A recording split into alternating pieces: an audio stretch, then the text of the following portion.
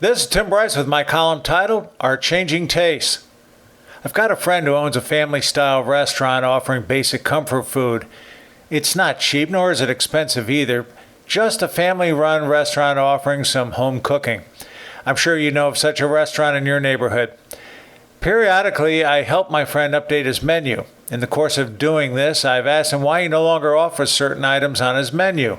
Things like lamb shanks, beef stroganoff, beef tips on noodles, chicken a la king, Salisbury steak, stuffed peppers, sausage and peppers, pot roast, casseroles, and the like. These were items I remember well from my youth, but are disappearing from menus across the country. The only rationale my friend could offer was that people's tastes were changing and such items were more identified with the older generation than the new. The younger people seem to relate more to burgers, chicken tenders, and pizza, items normally associated with fast food franchises as opposed to anything else. Consequently, the idea of a home-cooked meal is becoming more of a nebulous concept to them. Bread is another commodity changing as well. Instead of white rye and whole wheat, people now want ciabatta, muffala, and panini. I remember a time when sourdough was considered the epitome of exotic bread. Now it is generally regarded as nothing special. The new breads are nice, but somehow the idea of a PB&J on panini doesn't sound quite right. Our cuts of beef and chicken haven't really changed, but fish has. At one time, your only choices were cod, haddock, swordfish, flounder, and maybe some tuna in a can. Now we ask for tilapia, grouper, mahi-mahi, ahi tuna, and orange roughy. As an aside, years ago, grouper was considered a garbage fish fishermen routinely discarded, but somehow we developed a taste for it. Soft drinks have also changed as well. Whereas we used to live on colas, lemon lime drinks, root beer, ginger ale, iced tea, fruit juices, and Kool-Aid, now we have power sports drinks in a variety of colors and tastes to hydrate us, and others loaded with caffeine and sugar to shock our system.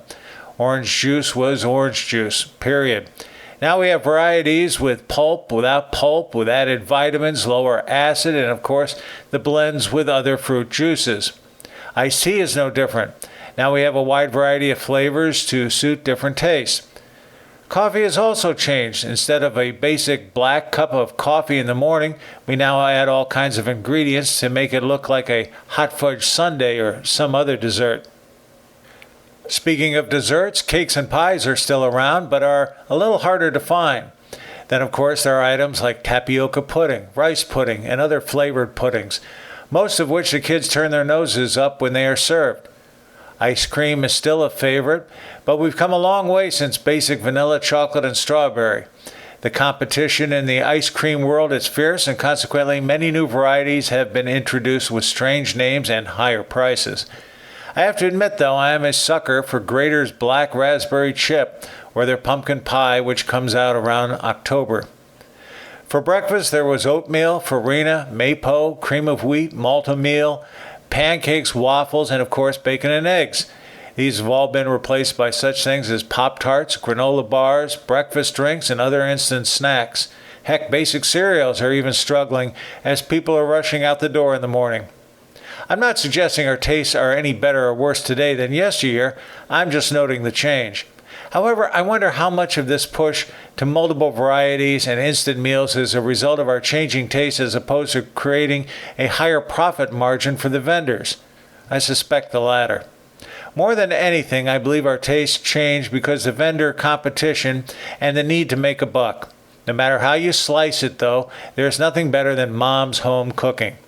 The only problem, though, is that a lot of people today think baking and cooking are two towns in China. Friends, keep the faith. This is Tim Bryce in Palm Harbor, Florida. Follow me on the internet at timbryce.com.